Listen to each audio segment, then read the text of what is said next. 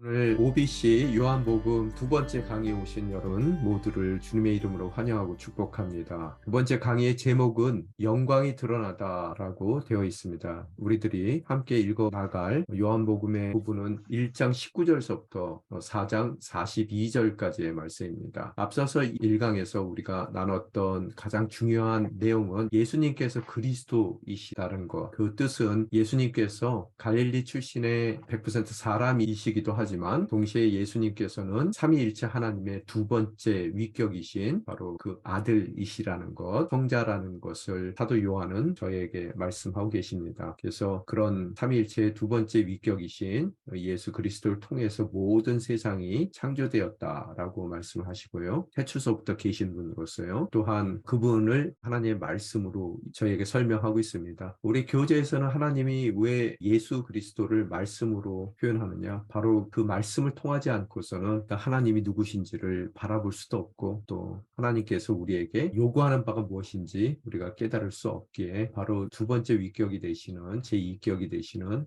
예수 그리스도를 말씀으로 표현했다라고 교재는 저에게 설명하고 있습니다. 그래서 우리가 믿는 우리 신앙의 가장 중요한 부분은요. 나사렛의 바로 그 예수가 100% 사람이기도 하지만 동시에 100% 하나님이시다. 성육신하신 하나님이시다라는 것이 우리의 신앙의 고백입니다. 그래서 지난번에도 말씀드린 것 같이 그분이 수학적으로 생각했을 때 50%만 사람이고 50%만 하나님이시라면 우리가 이해하는데 크게 어려움이 없을 터인데 성경이 이야기하는 것은 온전한 100% 사람이시기도 하지만 그래서 우리 인류를 대표하시는 두 번째 아담으로서의 예수님이시지만 동시에 그분은 100% 하나님이시다. 수학적으로는 이해가 안 되지만 그것이 성경이 우리에게 말씀하시는 예수 그리스도라는 것을 사도 요한 또한 우리에게 다시 한번 요한복음을 통해 설명해 주십니다. 그런 하나님이셨던 예수님께서 이 땅 가운데 오신 이유가 뭐라고 설명하고 있습니까? 성육신의 이유를 요한복음서에 의하면은 그 영접하는 자, 예수 그리스도를 영접하는 자, 믿는 자에게 하나님의 자녀가 될 권세를 주시기 위해서 이 땅 가운데 데리고오셨다라고 설명을 하고 있습니다. 그런데 문제가 뭐예요?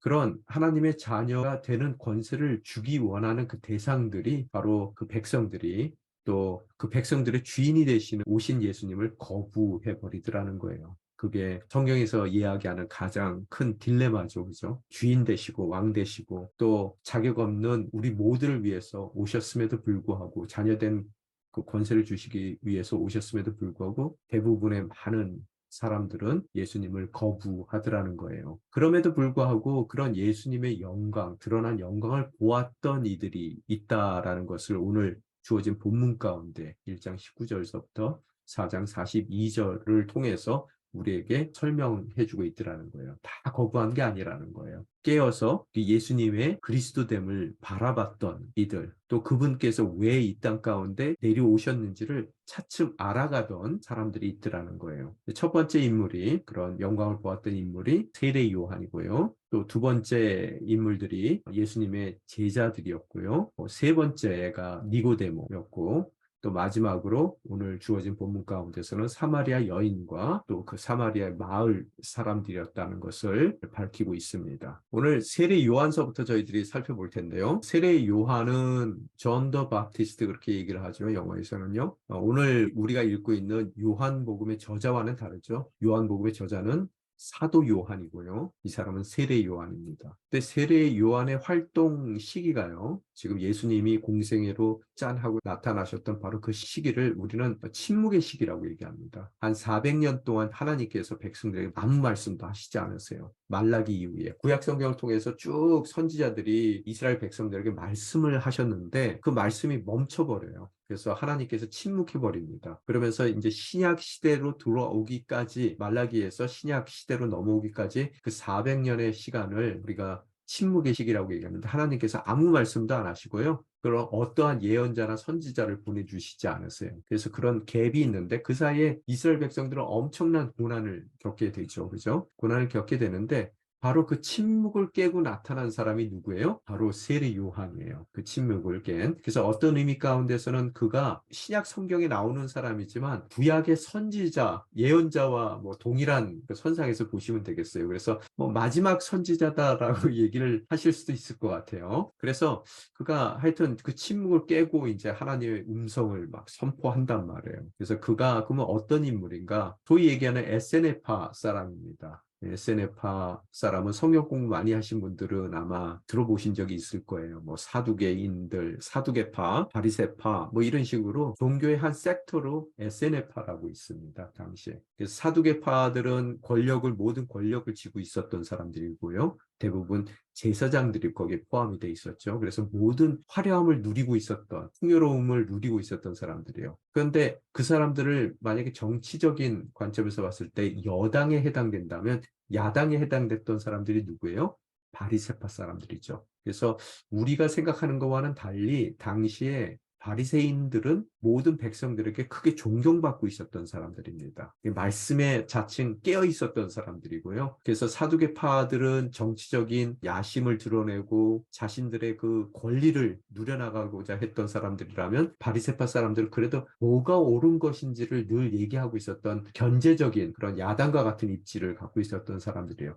그러면 이 둘 다 한 묶음을 묶어서 그래도 너희들은 너무 세속적이다. 그러면서 그들의 반대적인 모습으로 나왔던 사람들이 SNF파들이에요. 이 사람들은 다른 성경에서도 나오지만 어떤 옷을 입고 있어요? 낙타 털로 만든 옷을 입고 있고 광야에 외치는 소리고요. 그 다음에 메뚜기와 사막에서 나오는 꿀을 먹고 살던 가장 필요한 것들만 생존을 위해서 취할 뿐이지 어떠한 그런 욕심도 세속적인 목적을 추구했던 사람들이 아니에요. 그래서 금욕주의자들입니다. 극단적인 금욕주의자들인데 이들이 주로 하해 근처에 살았다 그래요. 근데 그곳에 동굴들이 많습니다. 작은 동굴들이요. 그래서 여러분 혹시 성경 공부하실 때 보면 사해사본이라고 들어본 적 있으시죠? 그게 이제 이 성경 가운데서 거의 1세기 때 기록됐던 성경들이에요. 여러분이 잘 아시는 바와 같이 근동 지역의 사람들은 대부분 염소와 양을 치잖아요. 근데 염소와 양을 치는데 이들이 특별히 우리가 따로 없습니다. 그들을 가둬두는 우리들이요. 그래서 밤이 되면은 어디다가 그 양들을 몰아넣어요? 그 동굴들, 이렇게 아마 풍화 작용에 의해서 동굴들이 많이 파여 있었던 것 같은데요. 그쪽에다 몰아넣는다고요. 그러면서 자기가 갖고 있던 짝대기로 착 하고 걸죠. 못 들어가게. 누구들을요? 염소들을요. 성경에 보면 그런 얘기들이 있죠. 그래서 염소와 양이 뒤섞여 있다가요. 밤에 자러 들어갈 때는 양은 들여보내고 염소는 안 들여보낸단 말이에요. 짝대기를 탁 내린단 말이에요. 그런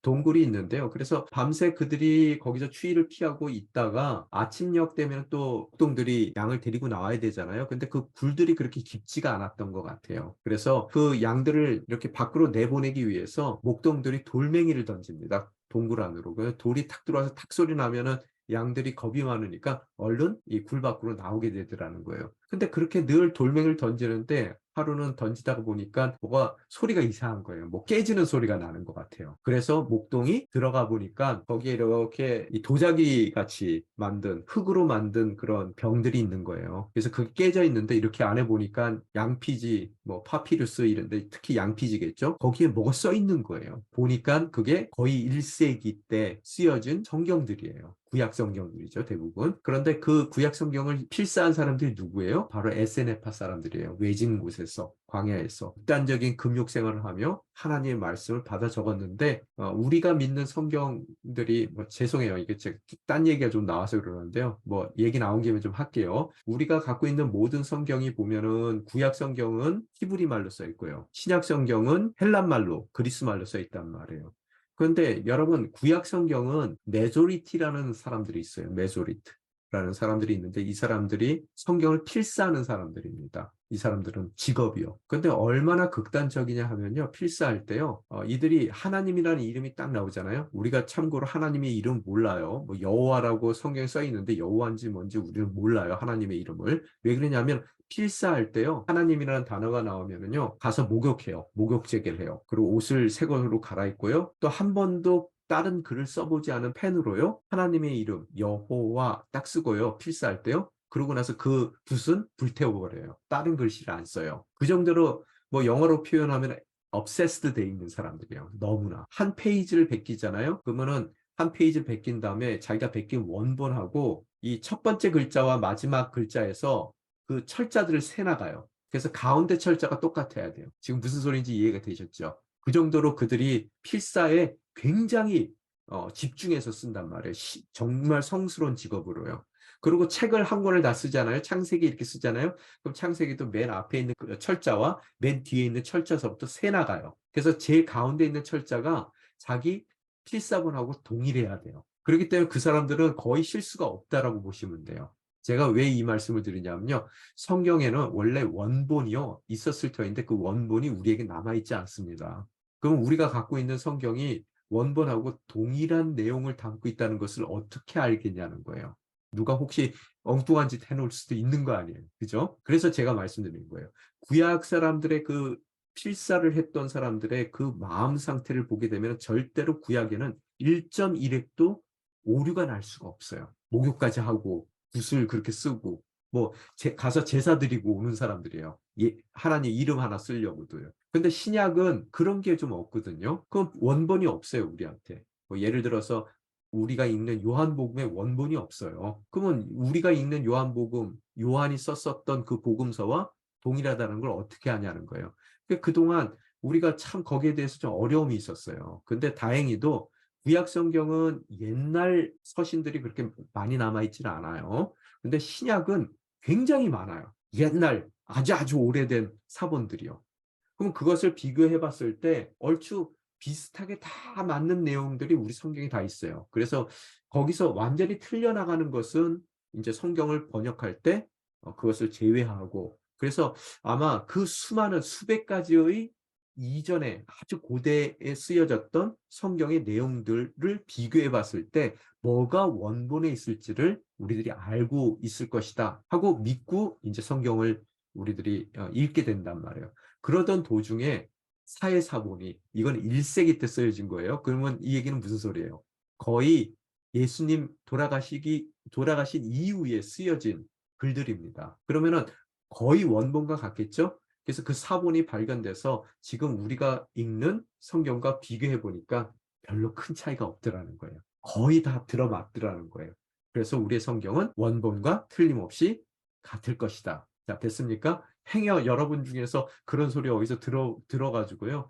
괜히 이거 성경에 대해서 여러분이 권위가 떨어질까봐 제가 높아지면서 좀 말씀을 드렸습니다. 에세네라는 사람들 얘기가 나왔어요. 그 사람들이 집필했던 광야에서 금욕 생활을 하며 집필했던 그런 성경들 사본이 사회사본으로 남아있어서 그게 1세기 때 것인데 비교해 보니까 우리의 성경과 별 차이가 없더라. 거의 똑같더라. 라는 말씀을 드렸습니다. 하여간 그런 침묵의 시기 가운데 이스라엘 백성들이 큰 어려움들을 당하고 있었기 때문에요. 고난을 특히 로마의 압제 가운데 고난을 당하고 있었기 때문에 그들이 메시아에 대한 대망 사상이 있었습니다. 기다리고 있었어요. 그때 이제 에세네파 사람으로서 세리 요한이 선지자적인 예언자적인 사역을 그가 펼치더라는 거예요. 그래서 그의 사역에 두 가지가 있습니다. 하나는 회개에 대한 선포였고요. 다른 하나는 세례를 줬습니다. 그래서 세례 요한이죠. 존 더 바프티스트죠. 회개라는 것이 뭘까? 메타노이아라는 그런 히라버를 쓰게 되는데요. 그리스어를 쓰게 되는데 그것은 돌이킨다는 얘기죠. 전적인 돌이킴. 그냥 조금 후회한다는 얘기가 아니고요. 그래서 이스라엘 백성들에게 침묵의 어려움을 겪고 있었던 이스라엘 백성들에게 이제 돌이키라는 거예요. 그러면 무슨 소리예요? 하나님께서 다시 말씀하시겠죠? 그죠? 그 말씀하시는 것 이상이 지금 벌어지고 있는 거예요. 어떤 일이요? 지금 말씀이신, 살아계신 말씀이 그들 가운데 찾아오시게 된 거란 말이에요. 그래서 이제는 회개하고 그 말씀을 받아들이라는 회개의 선포를 했고요.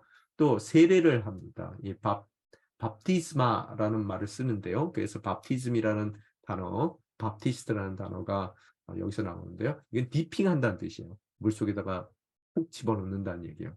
그런데 예수님 이후에 교회가 하는 그 밥티즘하고 이 세례하고 세례 요한이 했던 거는 좀 성질상 달라요. 이거는 깨끗이 씻어준다는 의미만 담고 있어요. 나중에 가서 조금 더 얘기를 할 텐데요. 그래서 하여간 이 세례 요한이 침묵을 깨고 나타난 금욕주의자의 대표적인 주자인데 그가 그 침묵 가운데서 이제 회개와 세례를 베풀더라. 회개에 대한 선포를 하고 세례를 베풀더라. 이 정도로 여러분이 알고 계시면 되겠고요. 그래서 굉장히 타락했던 종교 바리새인들, 뭐 이 사두개인들, 이들에게는 조금 위협적인, 자신들의, 원래 종교인들은 보수적이잖아요, 좀. 자신들의 체계에 조금 부담스러웠던 사람입니다. 이 세례 요한이요. 그런데 이 세례 요한은 정말 멋진 사람인데요. 자기의 부르심을 알아요. 자신에 대해서 이제 증언하는 걸 보면요. 26절서부터 제가 좀 읽어드릴게요. 요한의 제자들이 요한에게 와서 말했습니다. 세례 요한 제자들이 세례 요한에게 말했다는 거예요. 라삐여, 전에 요단강 건너에서 선생님과 함께 계시던 분, 선생님이 증거하셨던 그분이 지금 세례를 주고 있는데 사람들이 다 그분께로 가고 있다는 거예요.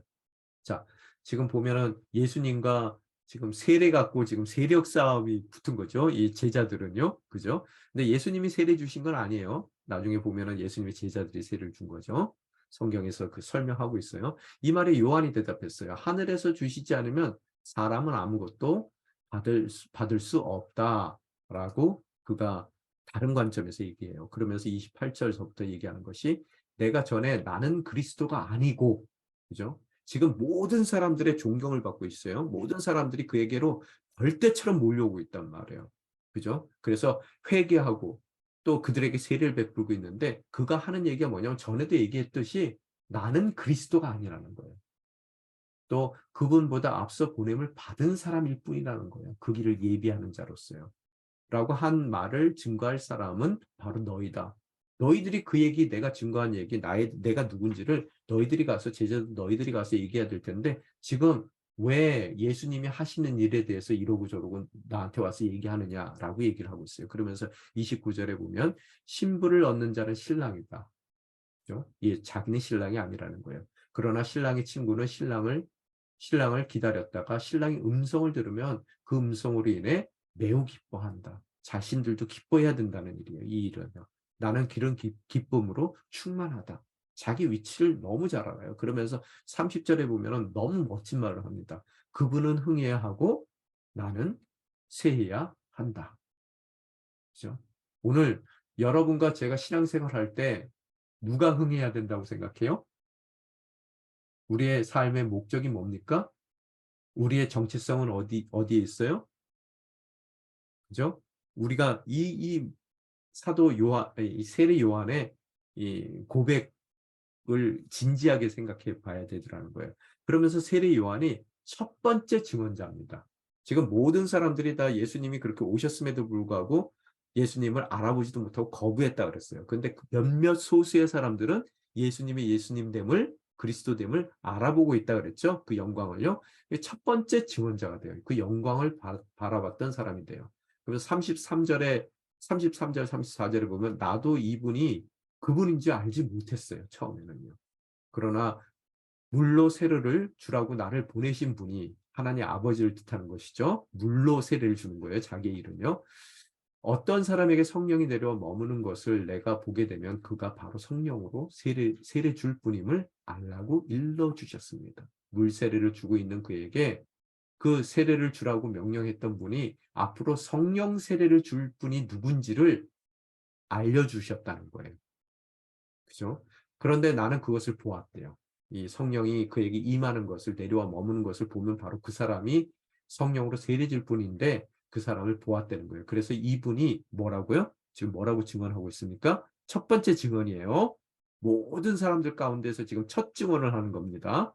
모두들 다 거부할 때 증언하는 것입니다. 이렇게 표현되어 있는데 뭐라고 증언해요? 이분이 하나님의 아들이라고. 그죠? 첫 번째 증언자예요. 이 어두운 세상 가운데 첫 번째로 증언을 합니다. 세례 요한의 예수님에 대한 증언들을 이제 하나님의 아들이라고 지금 표현했는데요. 또 다른 표현들을 살펴보게 되면은 6월절의 어린 양이래요. 이 6월절 여러분 뭔지 아시죠? 행여 모르실까 봐 다시 한번 높아지면서 말씀드립니다. 6월절 그러면은 이게 저는 초등학교 다닐 때 이 6월절 말 들었을 때 이게 6월절이라고 그래서 6월 달에 있는 건 줄 알았어요. 그게 아니죠. Passover죠. 영어로요. 이게 뭐냐면 6월 한다는 얘기는 넘는다는 뜻이에요. 뛰어넘는다. 무슨 소리입니까? 모세가 출애굽할 때 하기 직전에 10가지 재앙 가운데 마지막 재앙이 모든 이집트의 장자들을 치시는 거죠. 하나님께서요. 근데 그 문설주에 이스라엘 백성들의 장자를 보호하기 위해서 어떻게 해야 된다고요? 문설주에 어린 양을 잡아 그의 피를 우슬초에 묻혀서 문설주에 발랐을 때 천사들이 가다가 그 집은 뛰어넘는다는 거예요. pass over 한다는 얘기예요. 그죠? 그래서 그 장자의 목숨을 대신한, 그래서 구원에 이르게 한 그 어린 양이 누구를 표시한다고요? 바로 예수 그리스도를 표시한다는 거예요. 그래서 그 유월절 어린 양으로 표현하고 있어요. 근데 그 어린 양은 세상의 모든 죄를 지고 가시는 하나님의 어린 양이라고 표현을 하고 있습니다. 그래서 그렇게 보시면 되고요. 두 번째, 메시아다라고 얘기해요. 그러면서 1장 27절에 보게 되면은 자신은 단지 그분을 예비하는, 길을 예비하는 자고 그분의 신발끈을 풀 자격도 없다. 그래서 왕의 길을 예비하는 전령 정도로, 자기가 왕이 아니라 전령 정도로 얘기하고, 바로 이 메시아는 다윗의 후손으로 예언되었던 분이라는 것을 그가 증언합니다. 또 예수님의 증언에 대해서 바로 전에 얘기한 것 같이 하나님의 아들이라고 얘기도 하지만 성령 세례를 베푸시는 분이라고 표현하고 있습니다. 구약시 특히 그 소선지서에 의하면 성령 베푸시는 분은 바로 메시아라는 것을 암시하는 많은 구절들이 있습니다. 그래서 그가 자신을 얘기하면서 내가 와서 물로 세례를 주는 까닭은 바로 이분, 유월절 어린 양, 메시아, 또 성령으로 세례를 베푸는 분을 이스라엘에게 알리기 위해서 온 것임을 그가 밝히고 있더라는 게 1장 31절에. 그죠? 첫 번째 예수님에 대한 증언입니다. 증언자입니다. 그래서 예수님을 특히 성령 베푸시는 분으로 표현하고 있는데요. 그래서 세례 요한은 물로 세례를 베풀었죠. 그래서 그런 예표적인 사역이었어요. 물로 베푸는 세례를 통해서 장차 오게 될, 우리에게 허락될 완전한 세례. 그죠? 그래서 물로 씻는 거는 어때요, 여러분? 더러움을 씻어낼 수밖에 없어요. 근데 또 씻어야 되잖아요. 그죠? 그래서 제사도 어떻게 해요? 우리가 동물을 잡아다가 제사를 드릴 때, 죄 질 때마다 동물을 잡아서 그 피를 뿌려야 된단 말이에요. 그러면 그 제사의 제물도 뭐를 암시하고 있어요? 예수 그리스도를 암시하고 있는 거란 말이에요. 그죠? 예표적인 부분이에요. 근데 오늘 그의 물세례도 씻어내고 또 죄지면 또 가서 또 씻어내야 되는 그런 물세례가 앞으로 장차 우리 모두에게 임할 성령 세례에 대한 이야기란 말이에요. 그 예표적인 사역을 했던 사람이고요. 그래서 물 세례는 옛사람 가운데 계속 남을 수밖에 없어요. 그죠? 또 우리가 가서 물세례 또 받고 또 받고 또 받게 할 수밖에 없지만 성령 세례를 받는다는 얘기는 이제 옛사람이 죽고, 그죠? 우리 기독교인들의 이제 그 세례의 개념이죠. 그래서 단지 더러움을 씻어낸다는 이전의 의미가 아니라 물속에 퐁당 들어가죠. 사실은 밥티즘에 가까워요. 그래서 디핑에 가까운데요. 그래서 침례교에서 얘기하는 것이 훨씬 성경적일 수 있다고 생각이 들어요. 그래서 물속에 꼴깍 들어갔을 때 어떻게 되는 거예요? 세례받을 때? 예, 죽어요. 이 세례받는 사람이 누구와 함께요? 십자가에 달리신 예수와 함께. 그래서 물 밖으로 나올 때 무슨 소리입니까? 이제 부활하신 예수님과 함께 내가 새롭게 이 새로운 피조물로 다시 태어나는 거예요. 거듭나는 거예요. 그래서 옛사람은 물에 빠져 죽고요. 새로운 사람으로 되는 거예요. 단지 씻는 것이 아니라 우리는 거듭남을 얘기하고 있단 말이에요. 새로운 피조물로서. 그래서 고린도 후서에 보면 5장 17절, 18절 보게 되면 여러분 잘 아시는 내용이죠. 그러므로 누구든지 그리스도 안에 있으면 새로운 피조물입니다. 그죠? 바로 이것이 성령 세례에 대한 얘기죠. 옛것은 지나갔으니 보십시오. 새 것이 됐습니다. 이제 과거에 대해서 얽매일 필요가 없다는 거예요. 그죠? 모든 것은 하나님께로부터 왔습니다. 하나님은 그리스도를 통해서 우리를 그분과 화목하게 하시고 또한 우리에게 화목하게 하는 직분을 맡겨주셨습니다. 여러분, 이 십자가의 상에서의 성령 세례라는 것, 예수 그리스도를 통해서 우리가 받은 그 성령 세례라는 것은 새로운 피조물이 되는 거예요. 이제는 더 이상 또 세례를 받을 이유가 없습니다. 우리들은요. 그런데 또 성령 세례를 받았다는 것은 성령이 불같이 우리 삶 가운데 임한다는 얘기죠. 그래서 많은 한국 성도들이 갖고 계신 개념이 굉장히 오순절적인 성향을 다 갖고 있어요. 한국 교회는 제가 보기에는 정치적으로는 다 장로교회고요. 어, 이, 이, 신앙적으로는 전부 다 오순절 교회, 그러니까 순복음적이에요. 그래서 오순절 교회라고 얘기하는 순복음을 오순절 교회라고 얘기하기도 하죠.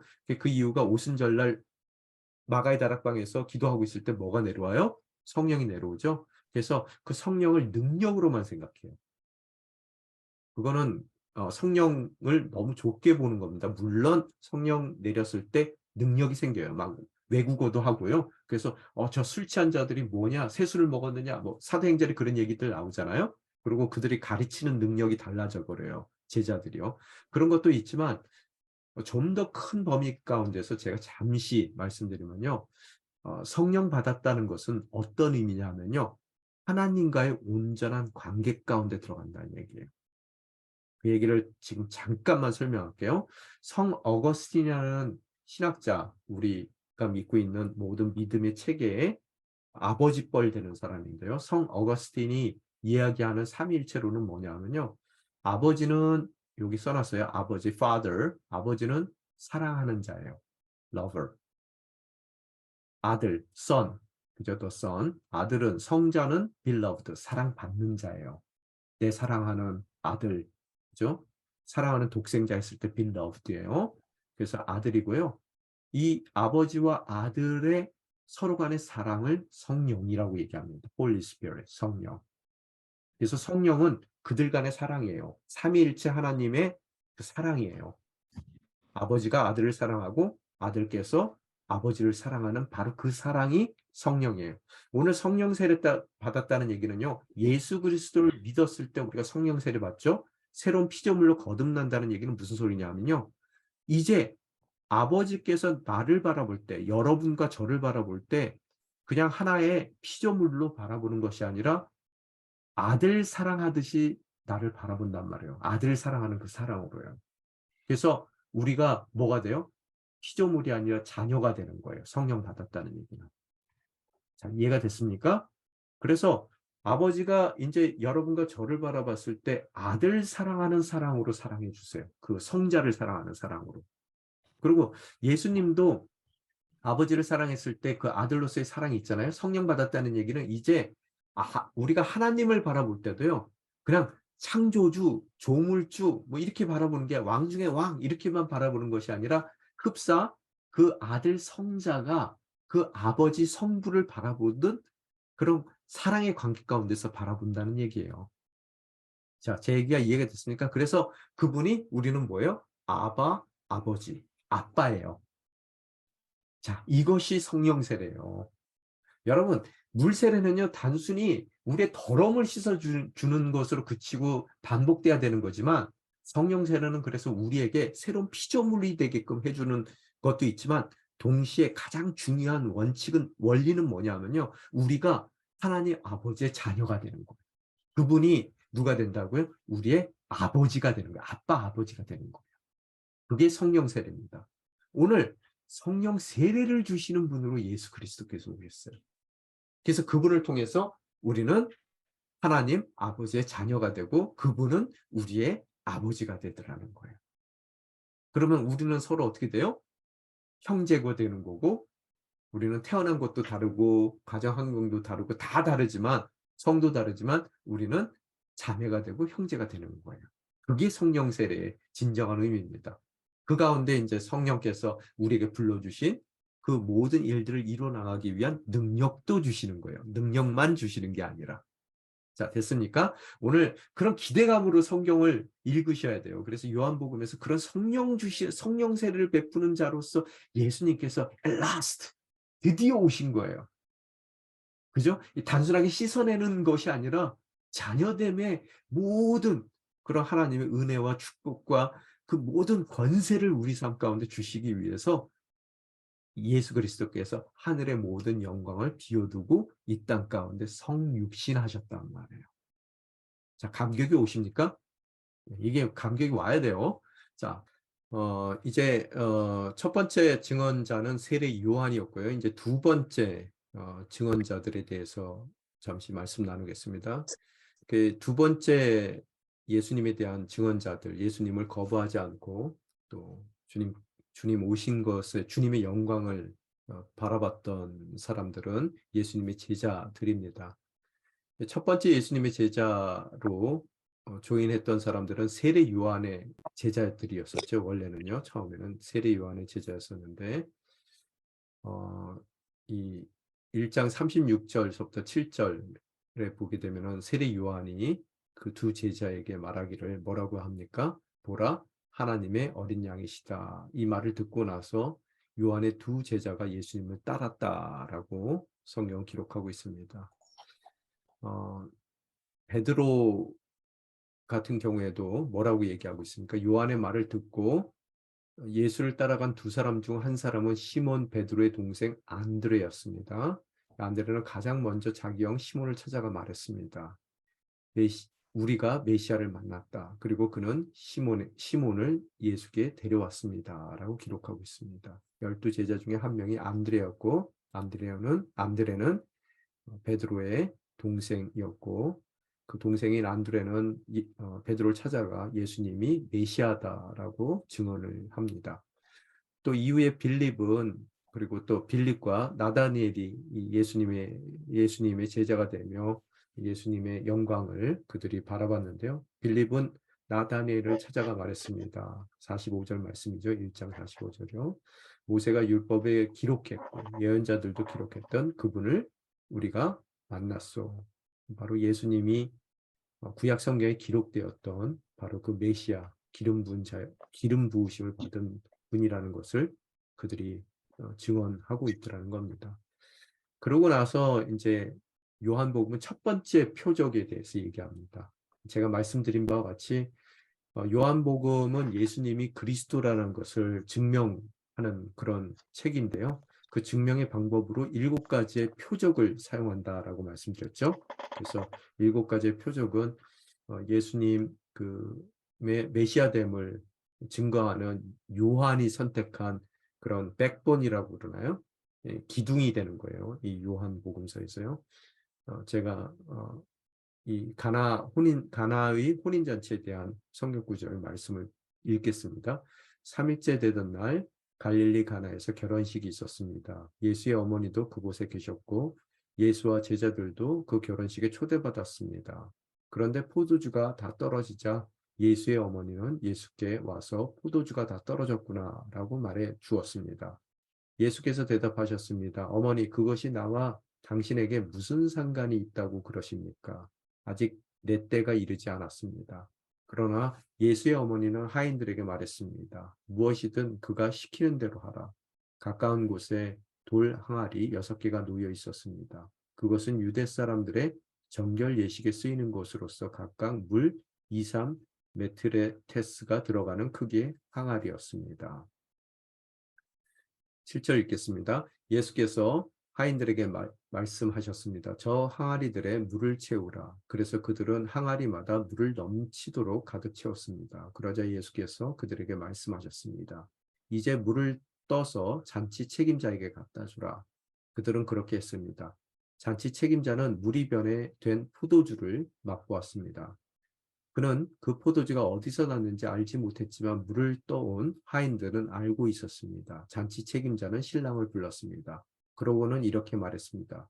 누구든지 처음에는 맛 좋은 포도주를 내오다가 손님들이 취하면 덜 좋은 포도주를 내는 법인데 당신은 가장 좋은 포도주를 지금까지 남겨두었군요. 예수께서 이 첫 번째 표적을 갈릴리 가나에서 행해 자기의 영광을 드러내셨습니다. 그러자 예수의 제자들이 그를 믿었습니다. 아멘. 오늘 7개의 표적 중에서 첫 번째 표적이라고 말씀드렸습니다. 오늘 세례 요한은 아까 금욕주의자라고 그랬어요. 세례 요한과 그의 제자들은 당연히 금욕적인 삶을 살고 있었는데요. 그들과는 대조적인 모습을 사도 요한은 지금 우리에게 보여주고 있어요. 그래서 혼인잔치라는 것을 통해서요, 우리가 도래하는 하나님의 나라, 예수 그리스도를 통해서 우리 삶 가운데 임하는 하나님의 나라의 기쁨을 보통 우리가 그 하나님의 나라의 도래를 혼인잔치로 표현하잖아요. 신랑이신 예수, 그다음에 교회의 신부로 표현하는데 그런 혼인잔치를 통해서 하늘나라 도래에 대한 기쁨을 나타내기 위해서 그가 의도적으로 이 잔치의 모습을 이끌고 온 것 같습니다. 포도주 잔치의 음료로서, 포도주는 잔치 음료 이상을 넘어서 우리는 알고 있어요. 이게 성례적인 의미를 갖고 있다는 것이고요. 그래서 그의 피로 인해서 우리에게 죽을 수밖에 없는 우리의 인생 가운데 세상에 생명이 부어진다는 것을, 채워진다는 것을 의도적으로 포도주라는 모티브를 통해서 우리에게 다시 한번 암시하고 있는 거고요. 또 늘 그랬듯이 오늘 잔치집에서도요, 이 세상의 기쁨, 이 포도주가 오래가지 않고 떨어져 버립니다. 이렇듯 세상에 우리 삶 가운데 기쁨을 주는 것들은요, 오래가지 않아요. 곧 떨어지고 맙니다. 그래서 우리 인생 가운데 우리에게 기쁨을 주었던 것이 이 세상 가운데 무엇이든 그것은 언젠가는 떨어질 수밖에 없고요.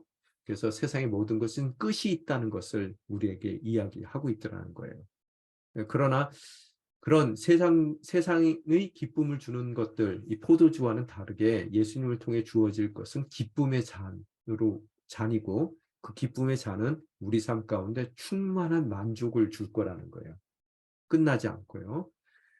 주님께서 아직까지 때가 이르지 않았다라고 말씀하십니다. 그 부탁하는 자기 엄마에게요. 그런데 이 마리아는 예수님의 어머니죠. 육신적인 어머니죠. 그럼에도 불구하고 뭔가 거절하는 것 같은 이야기를 예수님께서 하세요. 그래서 그 이유는 참 포도나무의 피가 세상의 생명을 위해 흘릴 때까지 아직까지는 내 때가 안 됐기 때문에 나의 모든 능력을 인간적인 목적으로 사용할 수 없음을 명백히 하더라는 거예요. 그럼에도 불구하고 이 첫 번째 표적이었던 가나의 그 혼인잔치에서 이뤄진 물이 포도주로 되는 그런 놀라운 이적을 첫 표적으로 그 요청에 순종하며 허락하시는 그 주님의 모습을 바라볼 수 있게 됩니다. 이 복음서에 보면 일정한 패턴이 있어요. 그 패턴이 뭐냐면요. 요청하는 것을 처음에는 이 예수님께서 거절하세요. 단칼에 거절을 하세요. 그죠? 그런데 나중에 보면은 그 요청을 이루어 주시는 그런 경우들이 좀 있습니다. 이게 반복적으로 일어나는 복음서에서 일정한 패턴으로 일어나고 있는데요. 예를 들어서 뭐 이거는 좋은 그런 예는 아니지만 돌을 떡되게 만들어라는 시험을 받았지만 그 시험을 물리치세요. 거부하세요. 하지만 다른 케이스에서 광야에서 배고픈 자들을 오병이어의 기적을 통해서 먹이신단 말이에요. 그죠? 또한 가나 출신의 신하가 간청을 해요. 자기 아들을 살려달라고요. 처음엔 거절하시는 듯합니다. 또한 수로보니게 여인이 자신의 딸을 살려달라고 예수님께 부탁을 합니다. 그런데 처음에는 거절하는 것 같아요. 그죠? 그러나 곧 예수님께서 그 신하의 아들도 살려주시고 또 수로보니게의 여인의 딸을 고쳐주시는 그런 모습을 바라보게 되더라는 거예요. 오늘 본문에서도 예수님께서 어머니의 요청을 거절합니다. 그러나 곧 그 요청을 이루시더라는 거예요. 아버지 뜻 외에는 다른 목적으로 자신을 사용하지 않으려는, 수단화시키지 않으려는 그런 마음 가운데서 거절을 하지만 그 일을 통해서 정말 이것이 예수님께서 그리스도라는 것을 밝히는 또 그런 그리스도께서 사랑의 하나님이시고 동시에 능력의 하나님이시라는 그 표적으로서 사용을 하시기 위해서 그 거절했던 그런 요청을 승낙하시게 되더라는 거예요. 오늘 본문에서도 다 몰라요. 그 포도주가 어디서 났는지를요. 그렇지만 그 명령을 받던 자들은 그 비밀을 알게 되고 그로 인해서 제자들과 그 하인들은 예수를 믿고 따르게 됐다라고 성경은 표현하고 있습니다. 그리고 또 재밌는 포인트 중에 하나가요. 지금 6개의 돌 항아리들이 사용됐죠. 이 돌 항아리들은 각각 90에서 130리터 정도의 물을 채울 수 있는 그런 항아리로서 율법에 의한 정결 예식을 위해서 그 자리에 있는 항아리들입니다. 그죠? 그래서 오늘 이 사건이 일어나는 것이 율법적인 배경 가운데서 일어나더라는 거예요. 그래서 정결 의식, 세상 가운데 정결 의식이라는 건 뭐예요? 이 세상 가운데 이스라엘 백성들을 모든 세상과 구별시키는 거룩하게 보존하는 그런 의식이, 그런 하나님의 방법이, 성례가 바로 이 정결 의식이라는 거예요. 그런데 이 물은요, 그냥 단지 이 더러움을 제거는 할 수 있지만, 아까 말씀드린 대로 세례에 대해서 말씀드린 것 같이요, 또 성령 세례에서 말씀드린 것 같이 더러움은 그 정결 예식을 통해서, 정결 의식을 통해서 제할 수 있어요. 또 그 제하는 것을 통해서 세상의 모든 이방인들과 유대인들을 구별하세요. 거룩하게 구별하시는데, 그런 더러움을 제거하고 구별할 수는 있으나 그 정결 의식으로는 그들의 인생 가운데 이 정말 만족되는 충만한 기쁨을 줄 수는 없어요. 거룩하게는 만드나. 그래서 우리도 보면은 신앙생활 가운데서 우리 삶 가운데 우리를 거룩하게 하고 정결케 하는 그런 의식들은 있단 말이에요. 그렇죠. 그걸로 우리가 뭔가 우리 삶 가운데 충만한 기쁨을 누리지 못한단 말이에요. 오늘 바로 그 모습, 그런 율법의 배경 가운데서 오늘 이 일을 행하시는 것으로서 어떻다고요? 예수님께서 율법이 줄 수 없었던 깨끗함은 줄 수 있었지만, 또 그들 삶 가운데 거룩함, 다른 이방 민족들과 구별됨은 그들에게 허락할 수 있지만, 그 율법이 도저히 줄 수 없었던 넘치는 기쁨, 그 혼인잔치의 기쁨을 주님께서 허락하실 수 있다는 것.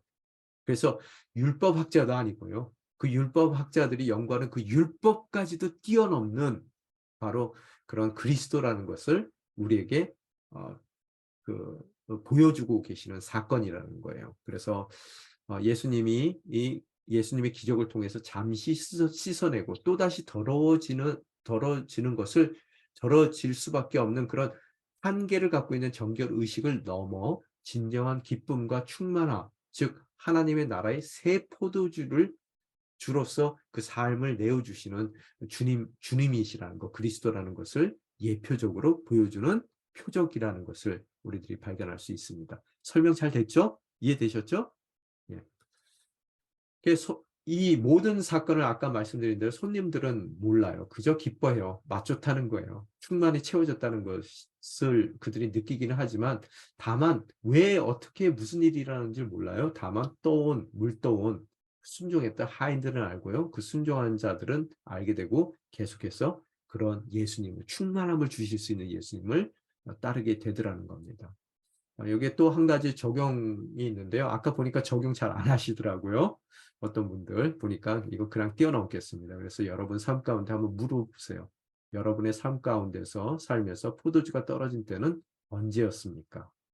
그죠? 내 삶 가운데 포도주가 떨어졌을 때. 우리 삶 가운데 우리의 기쁨을 주었던 세상적인 요인들은요, 한계가 있습니다. 언젠가는 떨어질 수밖에 없어요.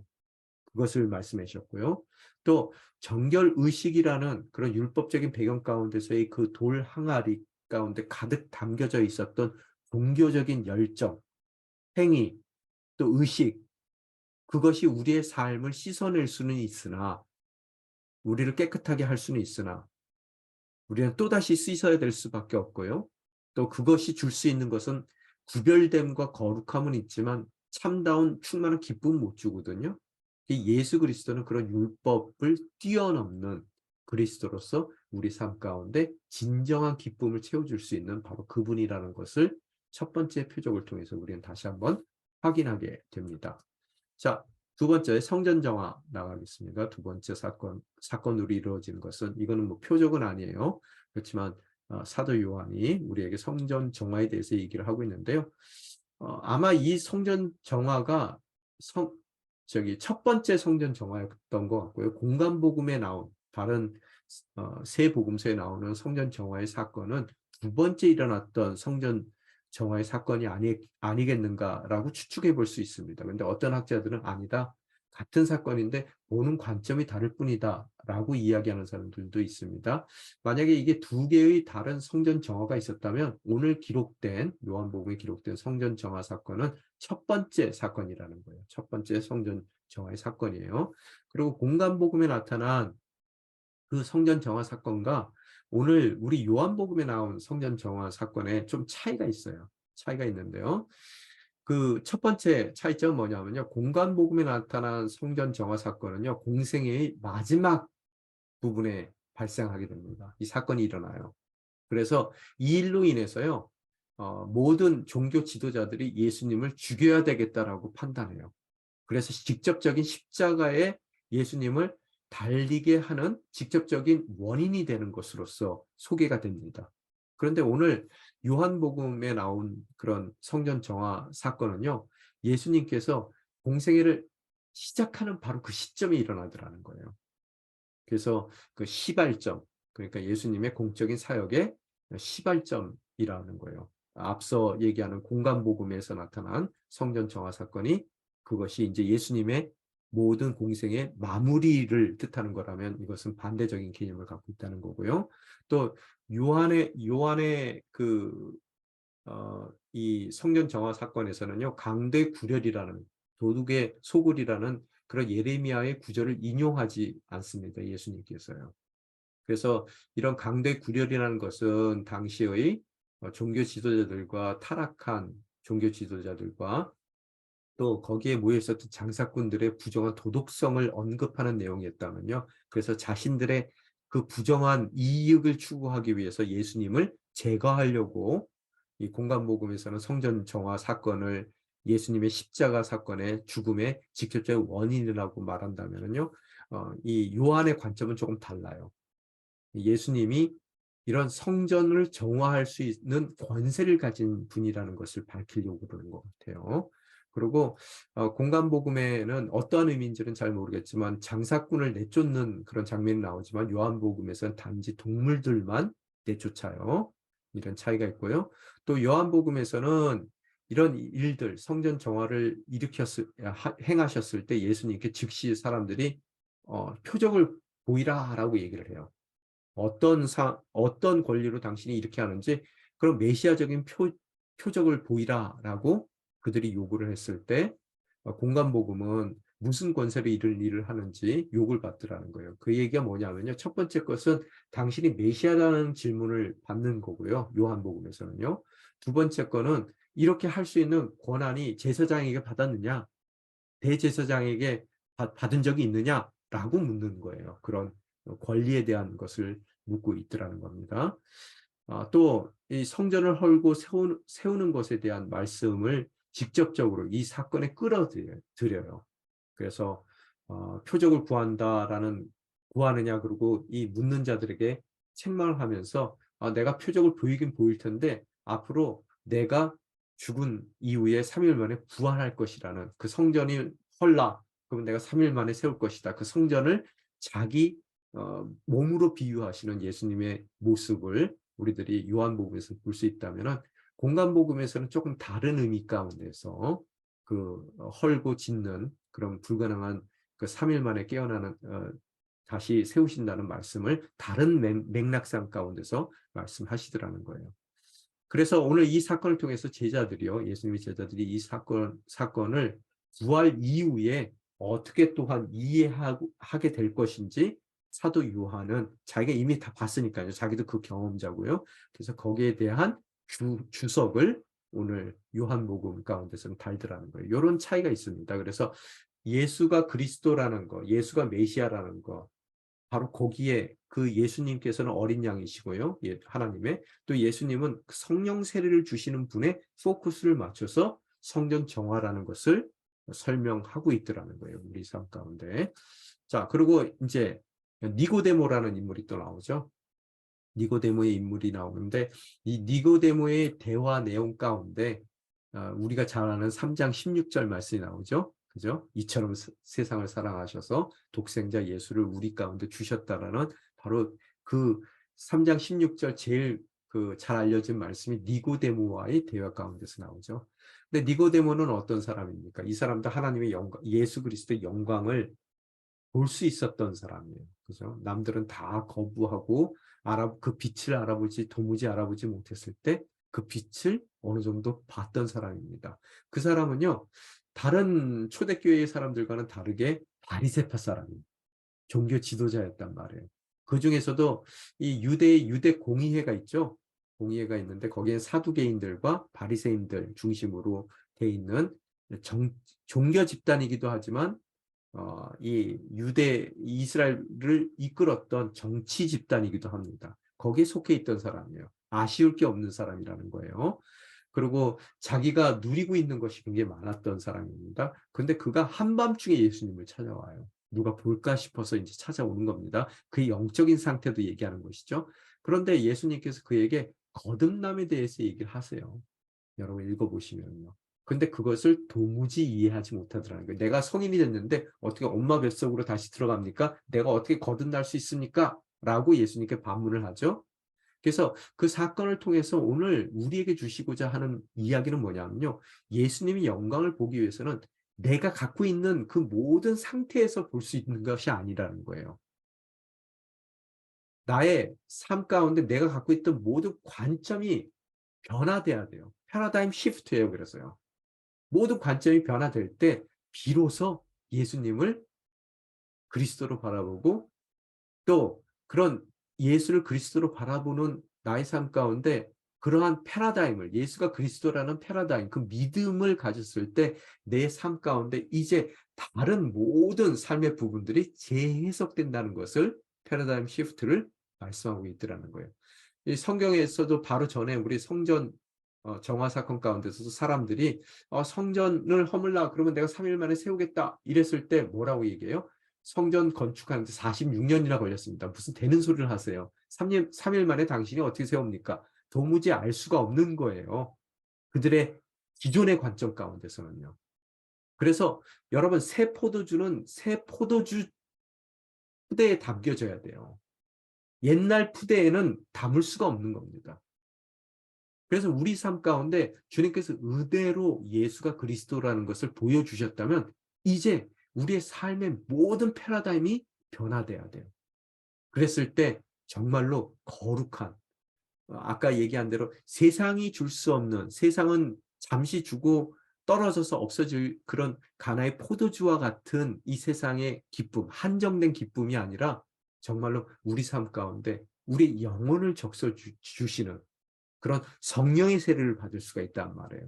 그래서 그냥 내 문제 해결, 나의 건강의 문제가 해결이 돼서 치유되는 거, 뭐 이거 이상이 아니라 뭐가 된다고요? 예수 그리스도를 통해서 우리는 하나님의 자녀가 된다 그랬어요. 아까 그죠? 성령 받으면 뭐라 그랬어요? 이제는 아버지께서 성부께서 나를 바라볼 때 그냥 예쁜 하나의 피조물로 바라보지 않아요. 뭐로 바라본다고요? 자식으로 바라본단 말이에요. 자식으로. 여러분 이 얘기가 얼마나 감격적인 얘기인 줄 아세요? 여러분 어 제가 아무리 성도들하고 가까워도 저희 집에 불쑥 찾아오시는 성도는 한 분도 안 계세요. 아무리 가까워도요. 또 가족 가운데서도요. 저도 이제 저희 장인 장모님하고 같이 살거든요. 아무리 가까운 가족이라 하더라도요. 저희 부부 방 침실을 노크 안 하고 그냥 문을 확 열고요. 저희 부부의 침대에 벌컥 누울 수 있는 사람은 저희 장인 장모는 못 하세요. 누가 해요? 제 자녀는 해요. 자, 이해가 됐습니까? 바로 예수를 믿게 되면은요. 어떤 기쁨이 돼요? 자녀됨의 기쁨이 있다니까요. 그럼 이 얘기는 뭐냐 하면요. 여러분 자녀가 잘못되면은 어때요? 여러분 밤에 잠 와요, 안 와요? 우리 때문에 하나님이 잠을 못 주무세요. 그게 자녀됨의 권세예요. 그죠? 그러면 여러분 인생 살다가 옛날 같으면은 누가 괴롭히려고 지금 우리 다윗과 사울에 대한 이야기를 읽잖아요. 사울이 한 가지 놓치는 게 뭐냐면요. 다윗을 핍박하는 것이 그냥 자기가 왕으로서 아무것도 아닌 다윗 핍박한다고 생각해요. 천만의 말씀입니다. 다윗은 하나님의 자녀예요. 다윗을 핍박한다는 얘기는 함부로 그가 모를 뿐이지 함부로 하나님을 핍박하겠다고 덤비는 꼴이나 똑같습니다. 이해가 되셨어요? 바로 그게 자녀됨의 권세예요. 그러면 이제 내일 아침서부터 여러분 나가셔서 누가 괴롭히려고 그래요. 그러면 속으로 뭐라 그래요? 네가 지금 나를 괴롭히려고 생각하지만 그래서 충분히 나 정도는 네가 함부로 할 수 있다라고 생각하지만 천만의 말씀이다. 네가 지금 덤비고 있는 것은 내가 아니라 하나님이다. 뭐 이 얘기를 해줘야 되는 거예요. 그 하나님한테 덤볐어요. 어떻게 되겠어요? 그 사람요. 죽습니다. 큰일 난 거예요. 그러면 난 그걸 알고 있기 때문에 안쓰러워져요. 그죠? 그래서 어떻게 해요? 성경에 나온 대로 그가 배고플 때 먹이우고 목마를 때 마시우게 해요. 안쓰러워서요. 지가 뭐 하는 줄 모르고 있는 거예요. 그게 하나님의 권세예요. 그래서 어떻다고요? 악을 악으로 갚지 않고요. 악을 선으로 이겨요. 그래서 머리 위에 숯불을 쌓아놓는 것이랑 동일하게 됐다. 숯불을 쌓아놓는 것이다라고 얘기하죠. 바로 그게 자녀됨의 권세예요. 오늘 그 그림자를 보기 시작한 사람들이 있단 말이에요. 그죠? 제자들도 봤고요. 세례 요한도 봤어요. 요까지는 이해가 돼요. 근데 종교 지도자들 이거 맨날 외식하는 자들, 이 나쁜 놈들 뭐 이랬는데 이 중에서도 보는 사람이 있다는 거예요. 그런데 놀라운 게 뭔지 아세요? 이 깨우치도 못했어요. 이 거듭남이 이해를 못해요. 그래 하나님한테 예수님한테 막 책망을 들어요. 그리고 돌아갔는데 밤에 찾아왔는데 이 사람이 오늘 밤에 찾아온 예수님을 찾아온 이들은 어둠 가운데 빛을 찾는 사람들을 대변하는 인물이에요. 대표하는 인물이에요. 근데 이후에 예수님을 만났던 것 같아요. 성경에 대해서는 이제 니고데모에 대해서 이 복음서 지나면은 얘기 안 하는데요. 이후에 아리마대 요셉과 함께 예수님이 십자가에 못 박혔을 때 제자들은 다 도망갔거든요. 근데 이 니고데모는 예수님의 시신을 수습하기 위해서 와요. 이 얘기는 뭐예요? 자기가 바리새인으로서의 모든 커리어를 걸어야 되는 일이에요. 종교 지도자들 그토록 미워서 십자가에 못 박아 죽였는데 지금 그 시신을 수습하기 위해서 나서더라는 거예요. 그 동료들의 미움을 틀림없이 받겠죠. 그래서 성경에도 보게 되면 전에 밤중에 19절에 보면요. 밤중에 예수를 찾아갔던 니고데모도 몰약에 침향을 섞은 것을 100리트라 정도, 굉장히 엄청난 재정을 투입하는 겁니다. 가져왔습니다. 이 두 사람은 예수의 시신을 모셔다가 유대 사람의 장례 관례에 따라 향품과 함께 고운 삼배로 쌌습니다. 나중에 후에 정말로 예수님의 부활까지는 그가 못 갔던 것 같아요. 이때만 하더라도 그 시신을 수습하러 왔었던 그런 빛을 바라봤던 사람인 것 같아요. 자, 그 다음에 이제는 이 니고데모가 이제 고상한 인물이었다면은 이제 아주 경멸하는 유대인들 사회 가운데서 가장 천하게 여겼던 사마리아 여인이 등장합니다. 자, 누가 나왔다고요? 세례 요한. 그다음에 또 누가 나왔어요? 그 사람은 선지자였고 예언자였고 정말로 이 존경받던 그런 금욕주의자 SNF파가 그랬죠. 그다음에 예수님의 제자들이 있었고요. 그다음에 지금 아주 높은 니고데모 같은 사람도 있고요. 지금 이제 누가 나온다고요? 사마리아 여인. 정말로 가장 경멸받았던 낮은 계층의 여인이에요. 또 그 삶도 도덕적이지 못했기 때문에 아마 사마리아 사람들 사이에서도 경멸받았던 그런 인물이 예수님의 그 영광을 알아보더라는 거예요.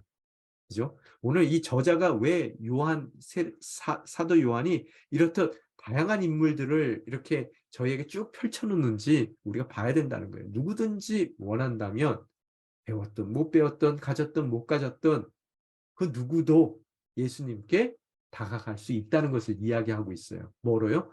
이 어두운 세상 가운데 빛으로 예수님께 다가갈 수 있고 이 어두운 세상 가운데 포도주로는 해결이 안 되는 이 세상의 기쁨으로는 채워지지 않는 우리의 허전함과 공허함을 가득 충만한 기쁨으로 채워줄 수 있는 새 포도주를 허락해 주시는 메시아에게 성령 세례를 주시는 분에게 다가갈 수 있다는 거예요.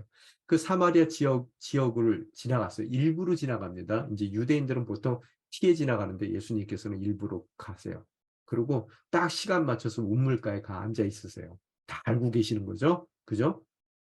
근데 그 시간이 낮 12시예요. 무슨 소리입니까? 여러분, 근동 지역은 더운 지역이에요. 낮 12시에 운물기류로 갑니까? 안 갑니까? 안 가요. 여러분, 운물이라는 장소는 어떤 장소예요? 물을 깃는 장소이기도 하지만 모든 동네 여인들이 모여서 수다 떠는 곳이에요. 그죠? 그래서 막 깔깔대고 웃고 거기 뭐 모든 그런 교제가 일어나는 곳이에요. 그런데 그게 언제요? 아침 시간하고 해질 무렵에 가는 거예요. 덥지 않을 때요. 그런데 오늘 쨍쨍 햇볕이 뜨겁게 쬐는 낮 12시에는 아무도 안 나갑니다. 그때 나가는 여인이에요. 왜? 물은 필요한데요. 그 어떤 누구와도 마주치고 싶지 않는 사람이에요. 오늘 여러분과 저의 삶이 내 형편이 너무 그렇기 때문에 누구하고도 마주치고 싶지 않는 삶 가운데 있습니까? 바로 예수님이 그런 우리의 삶의 자리 가운데 와 앉아 계세요. 그죠? 그런 예수님이에요. 근데 왜 낮 12시냐? 그렇듯 누구와 마주치고 싶지 않은데요. 그 여인의 사정을 보니까 남편이 5이에요. 그런데도 불구하고 지금 살고 있는 남자도 남편은 아니에요. 예수님께서 딱 알아맞히죠? 그런 여인의 삶을 다 하시는 주님이에요. 일부러 찾아오셨어요. 그러니까 예수님께 의아한 거예요. 뭐 유대인이 자기에게 말 거는 것도 희한한 일인데 오늘 12시에 또 앉아 있어요. 우물가에 사람이 없어야 될 곳에. 그런데 꼭 자기를 기다리고 앉아 있듯이 앉아 계신단 말이에요.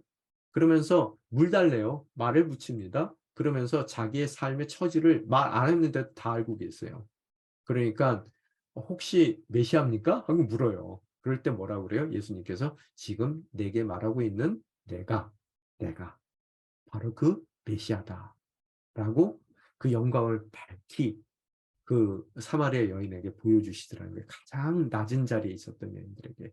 그랬더니 그 여인의 반응이 어때요? 여인은 물 항아리를 내려둔 채 마을로 돌아가 사람들에게 말했습니다. 사람 피해 댕기던 사람이 어떻다고요? 지금 물 기르러 온 자기 일도 새까맣게 잊어버리고요. 기쁜 마음으로 달려가더라는 거예요. 사람들에게.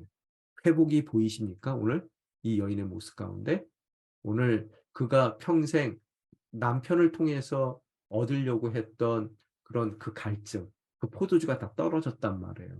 그런데 오늘 예수님을 통해서 그 놀라운 자신의 그 삶 가운데 하늘나라의 기쁨을 느끼게 해주는 그런 참다운 참 포도주를, 새 포도주를 그녀가 맛보게 되더라는 거예요. 그랬더니 사람들이 마을에서 나와 예수께로 나아갔습니다. 누가요? 사마리아인들이요. 그토록 경멸했던 이스라엘 사람들이요. 그죠? 나오게 되더라는 거예요. 오늘 20절서부터 24절 제가 읽어드릴게요. 우리 조상들은 이 산에서 예배드렸는데 당신네 유대 사람들은 예배는 예루살렘에서만 드려야 한다고 말합니다. 예수께서 여인에게 말씀하셨습니다.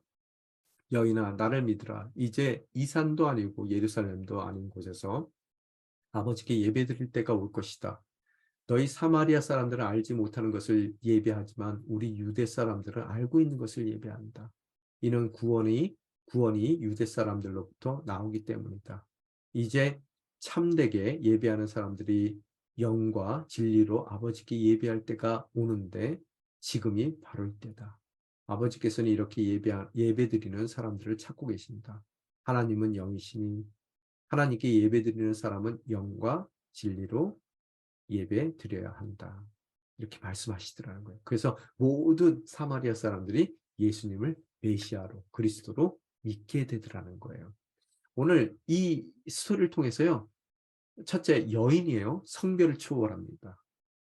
또 이 사람은 사마리아인이에요. 그 사마리아 사람들이 얼마나 경멸받던 사람들인지 아시죠? 왜 그래요? 여러분 예전에 아스리아가 우리 구약 성경 보면은 침공을 하죠. 북이스라엘을 침공하죠. 그래서 북이스라엘의 그 수도가 사마리아죠. 그 침공하게 됐는데 그들의 그 식민지 정책이 뭐냐면요. 이 아시리아 사람들이 침공했을 때 그 식민지에 있었던 똑똑한 사람들은 다 끌고 나와 가지고요. 다른 자신들의 식민지에다가 강제 이주시킵니다. 똑똑한 사람들은요. 그 식민지를 안정시키기 위해서요. 똑똑한 사람들 그냥 놔두면은 자꾸 무슨 독립운동하고 그러잖아요. 그러니까 그 사람들을 다 똑똑한 사람들 추려다가 다른 지역의 식민지에다가 강제 이주를 시켜요. 그래갖고 그 이주된 곳에서 결혼을 시켜요. 그러면 그 다음 세대가 뭐가 됩니까? 이게 민족성 자체가 없어져 버린단 말이에요. 그러면은 지금 이스라엘에도 누가 남아있어요? 북이스라엘에도 누가 남아있어요? 똑똑한 사람들을 다 데리고 가버리고 조금 모자르는 사람들, 능력 없는 사람들만 남아있는 거예요. 북이스라엘에요. 그러면 다른 또 자신들의 식민지에서 이방인들을 데리고 옵니다. 강제로 이주시켜요. 그래놓고 이 덜 똑똑한 남아있는 이스라엘 백성들과 외국에서 데리고 강제 이주시켰던 이방인들과 강제로 결혼을 시킵니다. 그래서 혼혈 가정을 만들어 버려요. 다. 그래서 민족성 자체를 말살시키거든요. 그 후예들이 누구예요? 바로 사마리아 사람들이에요. 그래서 이스라엘 백성들은 굉장히 그들을 싫어했습니다. 이방인 중에 이방인이에요. 그래서 그런 인종을 뛰어넘는다는 거예요. 오늘 메시아가 오시면요. 또한 이 여인은 남편이 5 있다 그랬고 지금 살고 있는 남자도 자기 남편이 아니에요. 도덕성. 그래서 그 누구와도 마주치고 싶지 않았던 삶의 그런 끝자락 가운데 있었던 여인입니다. 그 여인에게 모든 그의 한계를 뛰어넘어 주님께서 그를 만나 주시고 그에게 새 포도주 또 성령 세례 그럼으로써 그러한 정말로 이 땅 가운데서는 너무나 비천한 인생이지만 하나님의 자녀됨으로써 그 자녀됨의 기쁨을 누릴 수 있도록 주님께서 그의 삶을 잡아주시는 모습을 우리는 바라보게 되더라는 겁니다. 자, 오늘은 요까지만 할게요. 혹시 질문 있으세요? 질문. 제가 끄겠습니다. 질문. 없으세요? 그러면은 잠깐 저희가 기도하고 마무리하도록 하겠습니다. 참 좋으신 하나님 아버지 감사합니다. 오늘 이 저녁 늦은 시간 또 하루의 일과를 마치고 또 주님께서 허락하신 말씀을 통해서 더욱더 성숙한 주님의 자녀가 되기 위하여 오늘 이 시간 요한복음 강의에 함께 해주시는 주님의 귀한 자녀들 한 사람 한 사람 주님께서 기뻐 받아주시고 이들에게 말씀을 읽을 때 더욱더 깊이 있는 주님의 뜻과 계획과 또 주님의 꿈과 비전을 품어나갈 수 있는 아름다운 주님의 스토리의 주인공이 될 수 있게 도와주시옵소서. 정말 어두운 산 가운데 죽을 수밖에 없는 우리의 인생, 모든 것을 절망하고 포기할 수밖에 없는 우리의 삶이지만 또 조금 형편이 나았다 하더라도 우리 삶 가운데 세상적으로 느끼게 되는 기쁨을 추구했던 우리 인생 가운데 가나의 혼인잔치처럼 그 세상적인 기쁨을 주었던 우리의 포도주는 언젠가는 마를 수밖에 없고 끊일 수밖에 없습니다. 그러나 그런 우리의 삶 가운데 주님께서 정말 주님이 허락하시는 새 포도주를 통해서 천국의 기쁨, 하나님 나라의 기쁨, 또 자녀된 기쁨을 허락해 주시기 위하여 우리 삶 가운데 찾아오신 주님이심을 깨닫습니다. 또한 이 시간 높은 사람이나 낮은 사람 관계없이 사마리아 여인까지도 찾아와 그 우물가에 앉아 사람을 피하고 있는 그 사마리아 여인을 직접 만나 주시는 주님께서 하늘의 모든 영광을 버리시고 우리 삶 가운데 우리의 낮 12시에 우물가를 찾아와 주십니다.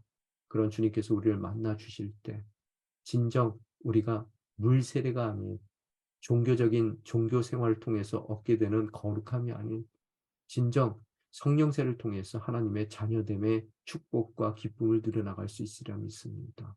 오늘 이 시간 예수 그리스도를 통해서 성령 세례 받게 도와주시고 그 성령의 충만함을 통해서 하나님을 아버지로 바라보고 또 그 하나님께서 우리를 정말 자녀로 바라보고 있다는 것을 밝게 깨닫고 그 자녀됨의 권세를 누려나갈 수 있는 또 자녀됨의 기쁨을 누려나갈 수 있는 아름다운 주님의 귀한 자녀들 될 수 있도록 기름 부어 주시옵소서.